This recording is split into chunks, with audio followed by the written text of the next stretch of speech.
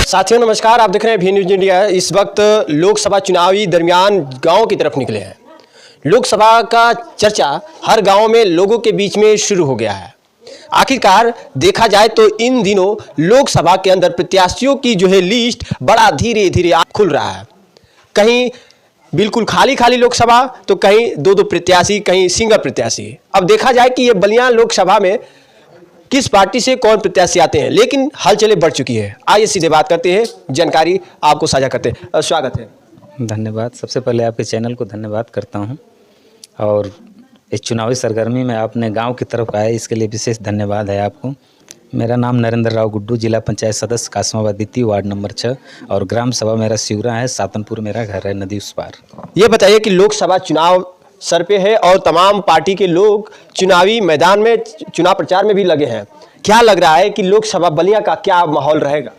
बलिया का माहौल देखिए, बीजेपी समाजवादी दोनों दलों के लोगों ने सांसद रहा है और कहीं ना कहीं जौराबाद, मोहम्मदाबाद जो बलिया में गया है, कहीं ना कहीं जो भी सांसद रहे हैं जौराबाद के साथ बहुत ही बड़ा अन्याय किए हैं। कोई विकास की काम, एक बोर्ड दिखिए, कहीं कोई सांसद काम कराने का नहीं है। आज जौराबाद विधानसभा की ही नहीं, पूरे बलिया लोकसभा की जनता, जो भी लोग सांसद रहे हैं, उनको 2024 में सूद सहित उनको जवाब देने के लिए तैयार है। क्योंकि बीजेपी के लोगों ने जो हवाई खोखली घोषणा करते हैं, उसका जवाब देने का मौका 2024 में 1 जून को हम लोग मजबूती के साथ देंगे, उसमें कोई दो राय नहीं। जिस तरह से आप बात रख रहे हैं, अभी जो है देखा जाए तो बीएसपी पार्टी से कोई उम्मीदवार नहीं नजर आ रहा है।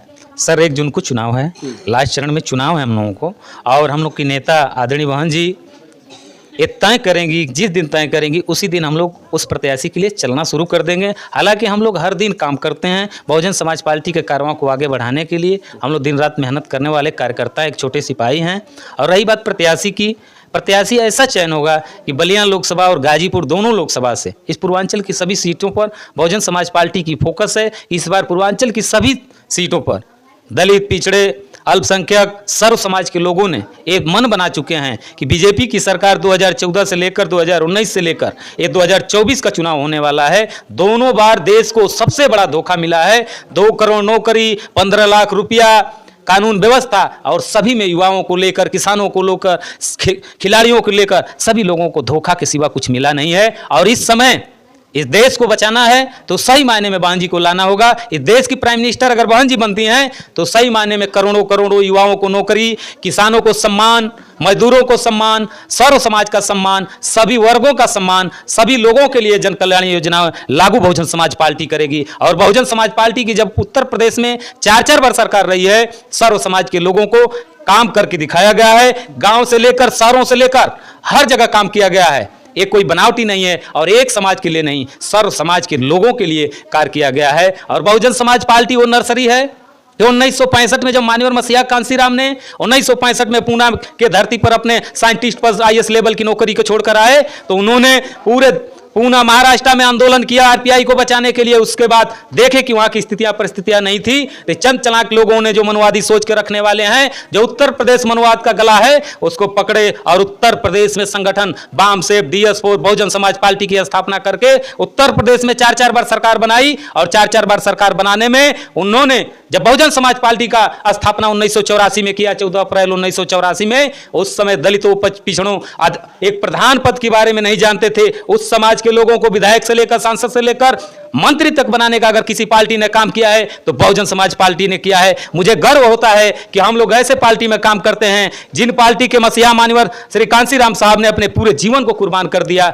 दलितों, पिछड़ों, मुस्लिमों के लिए, हक हिस्से के लिए अपने जीवन को पूरे कुर्बान कर दिया और आजीवन कुंवारे रहे। इस देश को बचाने के लिए सही मायने में वर्तमान समय में अगर किसी की जरूरत है तो बहुजन समाज पार्टी के नेता माननीय बहन जी की जरूरत है। इस प्रदेश और देश को बचाना है तो बहुजन समाज पार्टी की सरकार बनानी होगी और बहन जी को प्राइम मिनिस्टर बनाना होगा, तब जाकर पूरे भारतवर्ष की खुशहाली आ सकती है। और रही बात बहुजन समाज पार्टी, ऐसी पार्टी है, मैं बता चुका हूं कि नर्सरी है। आप ओम प्रकाश राजभर जो वर्तमान समय में जौराबाद से विधायक हैं, वर्तमान समय में मंत्री बन चुके हैं, बहुजन समाज पार्टी की नर्सरी से निकले हैं और किसी नर्सरी से नहीं निकले हैं। सोनेलाल पटेल से लेकर जो अनुप्रिया पटेल के पिताश्री थे, और संजय निषाद से लेकर, दारा सिंह चौहान से लेकर, अन्य नेताओं का नाम गिनाऊं, बाबू सिंह कुशवाहा से लेकर, स्वामी प्रसाद मौर्य से लेकर अन्य हजारों हजारों ऐसे नेता हैं कि जिनकी बात कोई सुनने को नहीं तैयार था। सब्जी बेचने वाले, पंचर बनाने वाले, गरीब मजलूमों को विधायक मंत्री अगर किसी ने बनाया है तो बहुजन समाज पार्टी ने बनाया है। अगर इस देश को बचाना है तो बहन जी को प्राइम मिनिस्टर बनाना होगा। गठबंधन की बात सभी लोग कर रहे हैं। गठबंधन सही मायने में अगर होना चाहिए तो सर्व समाज से होना चाहिए, आम जनता से होनी चाहिए। हम गठबंधन कर ले आपसे, हमारा वोट आपको मिल जाए, आपका वोट हमें नहीं मिले तो उस गठबंधन का कोई मतलब नहीं होता है। हमारी नेता, हमारी बहन जी कही है कि हमारा गठबंधन इस देश के हर एक मजलूमों से है, सर्व समाज के लोगों से है। इस देश को खुशहाली में ले जाना है तो बहन जी का सहयोग करना होगा, बहन जी को प्राइम मिनिस्टर बनाना होगा, तब जाकर ये देश आजादी से जी सकता है और सर्व समाज के लोगों का विकास हो सकता है, शिक्षा का विकास हो सकता है, सड़क का विकास हो सकता है, स्वास्थ्य का विकास हो सकता है। स्वास्थ्य की बात आती है तो मुझे एक बात याद आती है, मीडिया बंधु हैं, आप इस बात को कहीं भी जाएंगे सवाल होगा, लेकिन इस बात को नोट कर लीजिए, जब बहन जी की सरकार थी, आज 108 नंबर का जो एम्बुलेंस आता है तो उसके साथ डॉक्टर नहीं आता है। लेकिन बहुजन समाज पार्टी की सरकार थी, सचल अस्पताल योजना थी। सचल अस्पताल योजना के तहत उस गाड़ी में डॉक्टर आता था। अगर आप बीमार हैं तो आपके घर डॉक्टर आता था। आपकी स्थिति अगर ठीक रहती, वैसी स्थिति रहती तो ट्रीटमेंट कर देता, आपको हॉस्पिटल जाने की जरूरत नहीं रहती थी। अगर विकट परिस्थिति रहती तो वही एम्बुलेंस, वही सचल अस्पताल योजना आपको ले जाकर हॉस्पिटल में एडमिट कराता था। ऐसा नहीं कि 108 आए और ले जाते ही समय बीच रास्ते में ही डेथ होता व्यक्ति का। लेकिन बहन जी की सोच थी कि हम ऐसे योजना को लागू कराएंगे कि घर पर आपके डॉक्टर जाएगा। धन्य हो बहन जी, उनकी ये सोच थी कि मुस्लिम कल्याण बोर्ड, पिछड़ा आयोग, उन्होंने यहां तक इस बात को याद मुझे आता है कि आप शहर के रहने वाले हैं, देहात के रहने वाले हैं। हमारे देहात में जो गांव के लोग हैं वहां मैरिज हॉल नहीं होता है, मैरिज हॉल नहीं होता है। इसलिए बहन जी ने सोचा कि हमारे गांव के लोग जब शादी विवाह पड़ता है तो उनके पास आर्थिक स्थिति इतना मजबूत नहीं होती है कि जाकर मैरिज हॉल करें और अपने शादी विवाह अपनी बहन बेटियों का करें। तब बहन जी को पीड़ा हुई, उन्होंने सोचा कि इस गरीब मजलूमों के लिए हम ऐसी योजना लागू करें कि इस गरीबों का कल्याण हो। इसीलिए उन्होंने हर ग्राम सभा में सामुदायिक स्वास्थ्य केंद्र बनाने का काम किया। अगर उस सामुदायिक स्वास्थ्य केंद्र से लेकर मैरिज हॉल से लेकर अगर किसी सरकार ने बनाया है तो बहुजन समाज पार्टी ने बनाया है। अगर शादी आपके घर में होती है, अगर बारिश का मौसम होता है तो कम से कम 150 लोग बैठकर गांव के लोग भी शादी विवाह कर सकते हैं। ये बहन जी की सोच थी। और दूसरी सोच, गांव ही नहीं शहर में जो रहने वाले थे, जो रोड पर रहा करते थे, उनकी स्थितियां ऐसी थी कि 1 इंच जमीन नहीं थी, रोड पर सोने का काम करते थे। लेकिन बहुजन समाज पार्टी की सोच थी कि शहर में रहने वाले व्यक्ति को डाक बंगले जैसे 2 room, kitchen bathroom, line free, बिजली फ्री, पानी फ्री। बहुजन समाज पार्टी की योजना कांसीराम शहरी विकास योजना के तहत पूरे जनपद में, हर जनपद में आप देखेंगे, मऊ से लेकर आजमगढ़ से लेकर गाजीपुर से लेकर कहीं भी जाएंगे तो आपको कांसीराम शहरी विकास योजना मिलेगा। ऐसी ऐसी योजनाएं हैं। सावित्रीबाई फुले जो हमारी बच्चियां पढ़ती थी, इंटर के बाद, हाई स्कूल के बाद 15 से 25 हजार रुपया साइकिल मिलता था। और पेंशन के नाम पर महामाया पेंशन, तथागत गौतम बुद्ध जी के जो माता जी का नाम था, महामाया पेंशन की योजना अगर किसी ने चलाया, 40 से लेकर 35 से लेकर 60 से लेकर, ऐसा नहीं कि 60 प्लस उम्र होगी तो आपको वृद्धा पेंशन मिलेगा। बहुजन समाज पार्टी की सरकार में हम लोगों ने पेंशन 40-40 वर्षों की महिलाओं का बनाया है, वो महामाया पेंशन लागू कराया गया था। आपके IAS PCS तैयारी कराने के लिए दलित पिछड़ों को, बच्चों को लखनऊ से लेकर, बांदा से लेकर जगह जगह IAS PCS बच्चों को पढ़ाने के लिए फ्री में रहने, खाने पीने की व्यवस्था की गई। आप अगर मजबूर हैं, आप गरीब हैं, आपके बच्चे की पढ़ने की व्यवस्था नहीं है, तो बहुजन समाज पार्टी की सोच थी कि आपका लड़का भी IAS बने, आपका लड़का भी PCS बने, आपका लड़का भी जज बने। ये बहुजन समाज पार्टी की सोच थी। बहुजन समाज पार्टी होने से पहले एक मिशन है। छत्रपति साहू जी महाराज, ज्योतिबा फुले, संत गाडगे, सोहल देव राजभर से लेकर ये सभी महापुरुषों की एक मिशन है। मिशन मूवमेंट के चलते जगदेव प्रसाद कुशवाहा, संत गाडगे, बिरसा मुंडा, ये सभी महापुरुषों के का संघर्ष को पढ़ते हुए माननीय बाबा साहब डॉक्टर BR अम्बेडकर ने जब भारतीय संविधान मौका मिला तो उन्होंने सर्व समाज को अधिकार देने का काम किया। और इस देश में 1930, 31, 32 जो राउंड टेबल कॉन्फ्रेंस है उसके बारे में पढ़ लीजिएगा। राउंड टेबल कॉन्फ्रेंस में ही दलितों को अधिकार मिल गया था। लेकिन हमारे पिछड़े समाज के भाइयों को देश आजाद हुआ 1947 में, 26 जनवरी 1950 को संविधान लागू होता है। लेकिन पिछड़े समाज के लोगों को जब हक अधिकार की बात आई तो बाबा साहब ने जब पिछड़े समाज के लोगों को, भाइयों को, हमारे भाइयों को जब अधिकार देने की बात की तो कांग्रेस एंड कंपनी के लोगों ने कहा कि तुम राजभर समाज के हो, राजा समाज के हो, तुम पृथ्वीराज चौहान समाज के हो, तुम बिरलोरी खानदान के हो, तुम राजाओं खानदान को हो, अगर दोगे तो दलित हो जाओगे, चमार हो जाओगे। कांग्रेस एंड कंपनी के लोगों ने सर्वे में उन्होंने विरोध कराया। तब हमारे पिछड़े समाज के लोगों ने आरक्षण लेने से इनकार किया। तब बाबा साहब जानते थे कि हमारा भाई आज समझ नहीं रहा है, इसको हक अधिकार हम संविधान में सुनिश्चित कर देते हैं। ये जब जगेगा, अपने इतिहास को जानेगा, तो जरूर संसद में मांग करेगा। लेकिन 34 साल के बाद, अंतराल के बाद, भारतीय संविधान लागू होने के बाद अब तक किसी पिछड़े नेता ने आवाज तक नहीं उठाई। धन्य हो माननीय मसीहा कांसीराम साहब। 1989 में उन्होंने आंदोलन किया, मंडल कमीशन लागू करो वरना कुर्सी खाली करो। उन्होंने बीपी सिंह प्राइम मिनिस्टर थे उस समय, विश्वनाथ प्रताप सिंह उस समय भारत के प्रधानमंत्री थे। उन्होंने 2 मांगे रखी थी, मंडल कमीशन लागू करो वरना कुर्सी खाली करो, और बाबा साहब को भारत रत्न।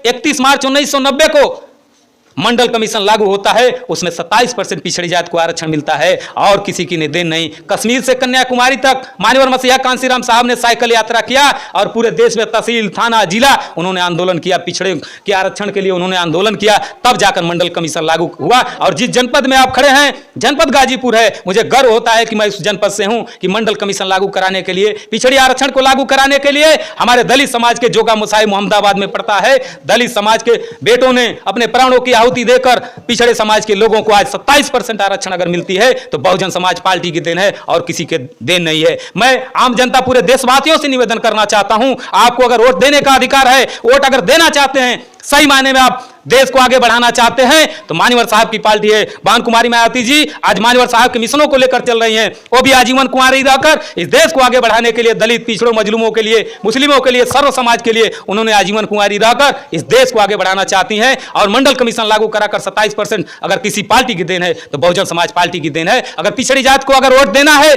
सही मायने में अगर आप मानते हैं कि हम इस देश के निवासी देश को आगे ले जाना चाहते हैं, तो आपको बहुजन समाज पार्टी को वोट देना होगा। अगर बीजेपी को वोट देते हैं, यही बीजेपी के लोगों ने 27% मंडल कमीशन का विरोध किए थे, आप क्या सोचकर वोट देना चाहते हैं? आपकी जो हत्या करता है उसको वोट देंगे कि जो आपकी सुरक्षा करता है उसको वोट देंगे? इस बात को हम पूरे देशवासियों से सवाल करना चाहते हैं कि बहुत सुनहरा अवसर है, 2 बार मोदी जी को देख लिया गया, देश के युवाओं के साथ धोखा हुआ, 2 करोड़ नौकरी नहीं मिली, किसानों को सम्मान नहीं मिला, रोजगार नहीं मिला, 15 लाख रुपया की बात करते थे, 1 रुपया किसी के खाता में नहीं आया।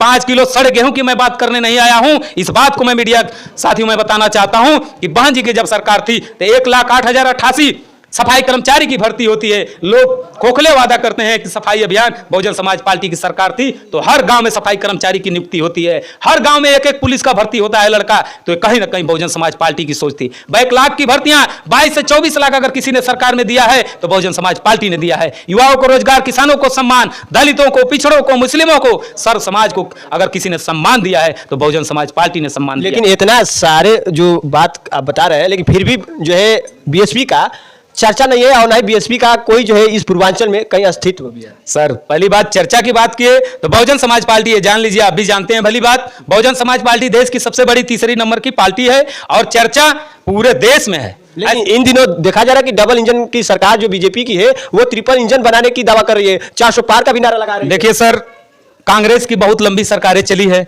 आजादी के बाद कांग्रेस की ही सरकार चली है, कोई सोच नहीं सकता था कि कांग्रेस की सरकार चली जाएगी। लेकिन बहुजन समाज पार्टी माननीय मसीहा कांसीराम साहब ऐसे नेता थे कि उन्होंने कहा था कि कांग्रेस तुम्हारी औकात नाप देंगे। संजय गांधी ने एक बार कहा था, जब आंदोलन माननीय साहब ने किया था तो संजय गांधी ने कहा था, कैसा कांसीराम नेता है न जो 3 में है न 13 में है, तो उन्होंने कहा था कि तुमको वक्त आने पर समझा देंगे। 1989 में मान्यवर साहब ने 3 सांसद बनाया। 1992 में जब आम चुनाव हुआ विधानसभा का 13 विधायक हुए। बहुजन समाज पार्टी में मान्यवर साहब ने कहा कि मैं 3 में भी हो गया और 13 में भी हो गया, तो बहुजन समाज पार्टी वो है। और बहुजन समाज पार्टी की देन है कि आज कांग्रेस की वो स्थिति है, अगर कांग्रेस आज खत्म हुई है तो बहुजन समाज पार्टी ने खत्म की है। और आज भाजपा अगर खत्म होने वाली है और जाने वाली है तो बहुजन समाज पार्टी कर सकती है। सपा, कांग्रेस, सबका उपयोग जनता ने कर लिया है। इस समय अगर मौका है जनता को ये देश को बचाने का और सुनहरा अवसर है तो बहन जी को सहयोग करना होगा, क्योंकि राष्ट्रीय पार्टी बहुजन समाज पार्टी है। हर प्रदेशों में बहुजन समाज पार्टी की 1%, आधा %, 4%, 6%,